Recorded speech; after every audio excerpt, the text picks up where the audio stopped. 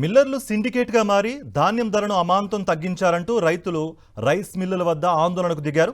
నల్గొండ జిల్లాలోని మిర్యాలగూడ, శెట్టిపాళ్యం, యాదగిరిపల్లిలోని పలు రైస్ మిల్లుల వద్ద ధాన్యం రైతులు ధర్నాకు దిగడంతో పోలీసులు మంతనాలు జరిపేందుకు యత్నించారు.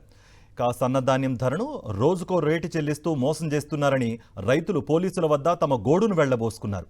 తమను నిండా మోసం చేస్తున్న మిల్లర్లపై చర్యలు తీసుకోవాలంటూ పోలీసులను కోరారు రైతులు.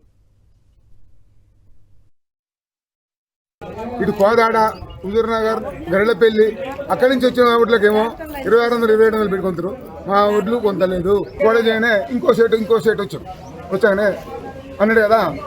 సరే 2500కి కొందాం అన్నాడు. అరే ఏమో పొద్దున్న 2400 అంటారు, ఇప్పుడు 2500 అయినా ఇంకా ఎక్కువ డిమాండ్ చేసాం.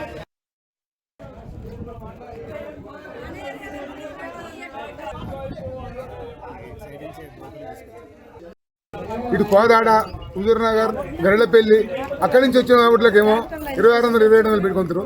మా ఒడ్లు కొంత లేదు, కోడజైనా ఇంకో సెట్ వచ్చానే అన్నాడు కదా. సరే 2500కి కొందాం అన్నాడు. అరే ఏమో పొద్దున్న 2400 అంటారు, ఇప్పుడు 2500 అయినా ఇంకా ఎక్కువ డిమాండ్ చేసాం.